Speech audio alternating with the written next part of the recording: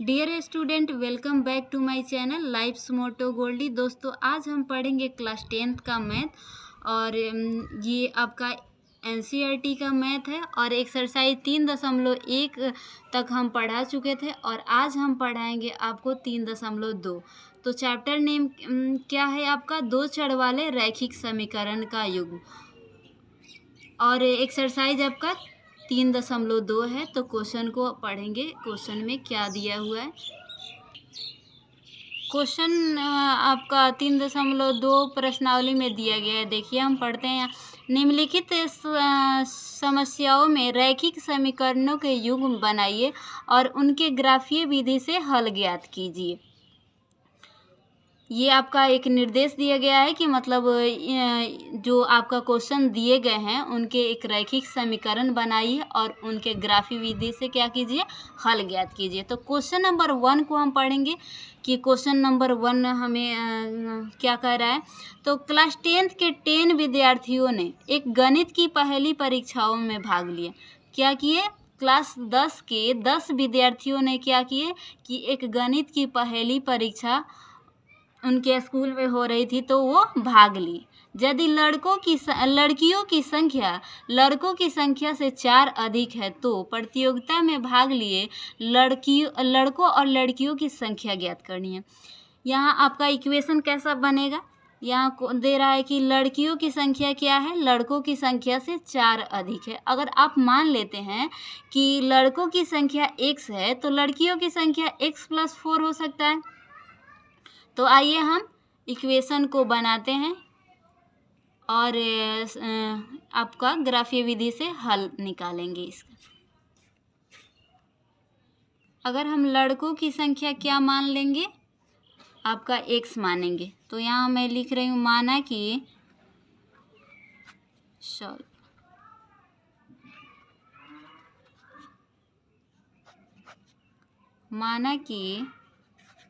कुल लड़कों की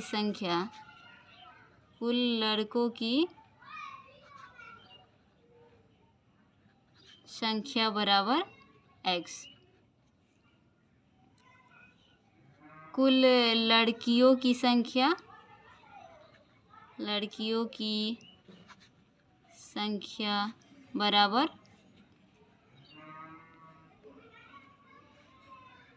y। क्वेश्चन में क्या दिया हुआ था कि एक इक्वेशन आपका ये बनेगा कि टोटल भी लड़कों और लड़कियों की संख्या कितनी है? 10 है। प्रश्न में क्या दिया गया है कि लड़कियों और लड़कों की संख्या मिला के कितना है? 10 है। यानी कि हम x और y को प्लस करेंगे तो कितना मिलेगा? हमें 10 मिलेगा। लड़कियों की संख्या x है और लड़कों की संख्या क्या है? y है। दोनों को जोड़ेंगे तो कितना हो रहा है? 10 विद्यार्थी हो रहे हैं आपके। तो एक आपका यहाँ से इक्वेशन बन गया और एक आपका इक्वेशन दिया गया है कि लड़कियों की संख्या क्या है? लड़कों की संख्या से 4 अधिक है। यानी कि लड़कियों की संख्या कितनी है? लड़कों की संख्या से 4 अधिक है। तो लड़कों की संख्या में हम 4 प्लस कर देंगे तो ये हमारा इक्वेशन बन गया। अब ग्राफीय विधि से हल करने के लिए इन दोनों इक्वेशन को हम सॉल्व करेंगे और एक टेबल बनाएंगे। उसके बाद हम इनका क्या करेंगे? ग्राफ खींचेंगे। तो मैं यहाँ एक रफ पेज पे आप लोगों को एक्सप्लेन करके बता दे रही हूँ। फर्स्ट वाला इक्वेशन क्या दिया गया है? x+y बराबर 10। ठीक है, तो हम इसे x+y बराबर 10 है तो अगर हमें x y का वैल्यू निकालना हो तो हम इसका कैलकुलेशन करेंगे। या तो y को इस साइड भेजेंगे और नहीं तो x को, किसी एक को हम इक्वल टू के इस साइड लाएंगे। तो x+y है तो हम यहाँ क्या कर रहे हैं कि x को इधर ला रहे हैं तो y = 10 - x। ठीक है, अब इसके बाद क्या करना होगा कि आपको अपने मन से आप यहाँ एक टेबल बनाइए, उसमें एक यहाँ x डालिए और यहाँ y डालिए। ठीक है, अपने मन से यहाँ आप x का वैल्यू कुछ भी रख सकते हैं। तब आपका y का वैल्यू निकल के आएगा। तो हम सपोज दैट यहाँ मैं x का वैल्यू 4 ले रही हूँ, तो अगर हम 4 ले x का वैल्यू क्या लिए हम 4, तो यहाँ हम 4 डाल दे रहे हैं और इसे एक्सप्लेन कर रहे हैं 10 - 4, यानी कि आपका y का वैल्यू कितना निकल के आया, 10 में से 4 गया तो 6 होगा ना, तो y का वैल्यू कितना हुआ 6 हुआ। अब ऐसे ही इसी इक्वेशन पे एक बार और हम सॉल्व करेंगे। x के जगह पर कुछ और पुट कर सकते हैं, मतलब कुछ और नंबर भी अपने मन से आप रख सकते हैं। तो जैसे कि y = 10 - x, यानी कि हम x के जगह पर आपका अगर 3 रख लेते हैं तो यहाँ हम 3 लिख देंगे और फिर यहाँ x - 3, तो y का वैल्यू क्या निकल के आपका आ गया, y का वैल्यू निकल के क्या आ गया 7 आ गया। क्या आया आपका y का वैल्यू 7 आ गया। ठीक है, तो इसे मैं यहाँ इस टेबल को यहाँ लिख दे रही हूँ। फर्स्ट वाले इक्वेशन से आपका टेबल कौन सा बना, ये वाला टेबल बना, x y, x का वैल्यू 4, y का वैल्यू 6, x का वैल्यू 3 और y का वैल्यू 7 निकल के आया। ऐसे ही आपको इस सेकंड वाले इक्वेशन से भी आप एक और इसके जैसे टेबल बना सकते हैं। तब हम उसके बाद क्या करेंगे, इसका ग्राफ खींचेंगे। तो यहाँ देखिए ये वाला इक्वेशन कौन सा है, y = सेकंड वाला इक्वेशन y = x + 4, y =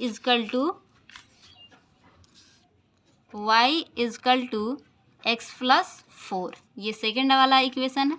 इससे हम कैसे एक इसके जैसे ही टेबल बनाएंगे।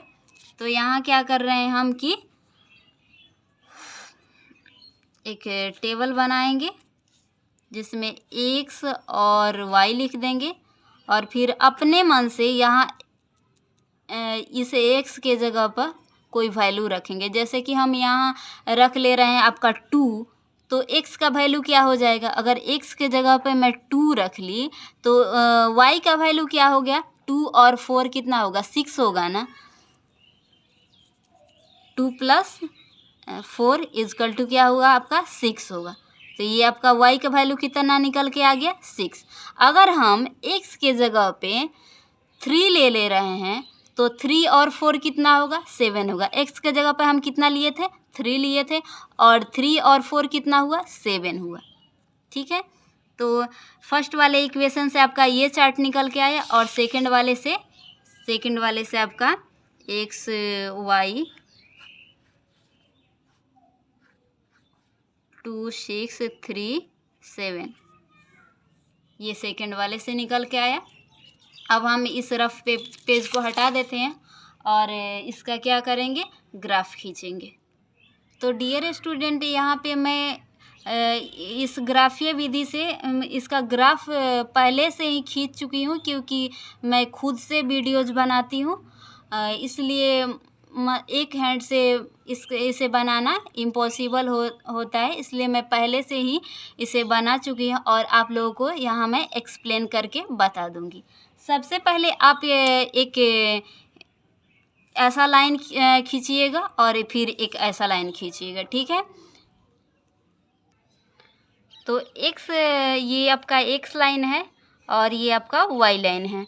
तो यहाँ पे हम 0 लिखते हैं और इस साइड में जाते हैं तो हमारा पॉजिटिव होता है, यानी कि +1 2 3 4 5 डैश डैश आप जितना तक ले जा सकते हैं। और इस साइड में क्या करेंगे, -1 -2 -3 ऐसा नंबर आपका जाता है। ऊपर आपका पॉजिटिव होता है यानी कि प्लस वाला होता है और नीचे क्या होता है, नेगेटिव होता है। तो माइनस वाले को हम x डैश से मतलब निर्देशित करते हैं और प्लस वाले को x, और वैसे ही इसमें आपका ये y होता है और ये y डैश होता है। तो सबसे पहले हम टेबल बनाए थे, जो कि इक्वेशन 1 से क्या हुआ था, आपका ये टेबल निकल के आया था।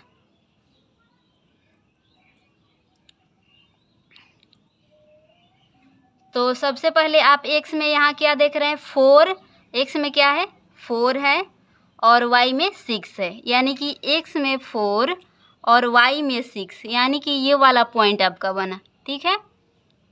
फिर आपका दूसरा देख रहे हैं कि x में 3 और y में 7, यानी कि x में 3 और y में 7, ये वाला पॉइंट बना। इक्वेशन 1 से कितने पॉइंट? 2 पॉइंट बने, ये और ये। तो इसके लिए हम क्या किए, मतलब इस समीकरण के लिए ये लाइन हम खींचे हैं। अब दूसरा वाला जो टेबल हम बनाए थे वहाँ, वो वाला देखिए, उससे हमें x में 2 और y में 6, x में क्या 2 और y में 6, यानी कि x में 2 आपका यहाँ आएगा और y में 6 यहाँ इधर से। तो ये 2 6 पॉइंट आपका बना।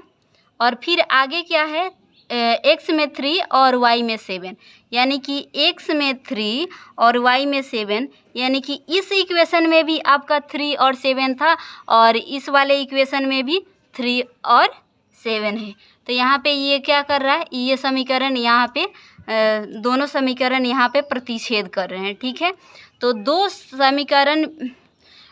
समीकरण बिंदु 3 और 7 पर प्रतिच्छेद करती है। अतः इसका हल क्या है, x में वैल्यू क्या हुआ आपका 3 और y में वैल्यू क्या हुआ 7। तो हम x किस चीज़ का वैल्यू माने थे, लड़के का, यानी कि लड़के की संख्या कितनी हुई 3 और लड़कियों की संख्या कितनी हुई 4। तो आप प्रूव कर सकते हैं कि लड़कों की संख्या लड़कों की संख्या से 4 अधिक है, यानी कि लड़के 3 हैं, तो 4 अधिक यानी कि लड़कियों की संख्या 7 है। तो सो फ्रेंड, मिलते हैं नेक्स्ट वीडियो में, तब तक के लिए take care, bye bye. Video पसंद आए तो वीडियो को लाइक ज़रूर कीजिएगा और सब्सक्राइब भी कर दीजिए और बेल आइकन को प्रेस करना ना भूलिएगा। सो फ्रेंड, मिलते हैं नेक्स्ट वीडियो में, तब तक के लिए टेक केयर, बाय बाय। और हमारे वीडियोज़ में अगर कोई मिस्टेक हुआ हो या आपको कहीं समझ में नहीं आया हो तो आप हमारे कमेंट्री सेशन में कमेंट करके ज़रूर पूछ सकते हैं। जी हाँ फ्रेंड्स, अगर आप हमारे चैनल पे नए हैं और अभी तक हमारे चैनल को सब्सक्राइब नहीं किए हैं तो प्लीज़ सब्सक्राइब कर लीजिए और बेल आइकन को प्रेस कर लीजिए ताकि वीडियो की नोटिफिकेशन सबसे पहले आप तक ज़रूर पहुँचे।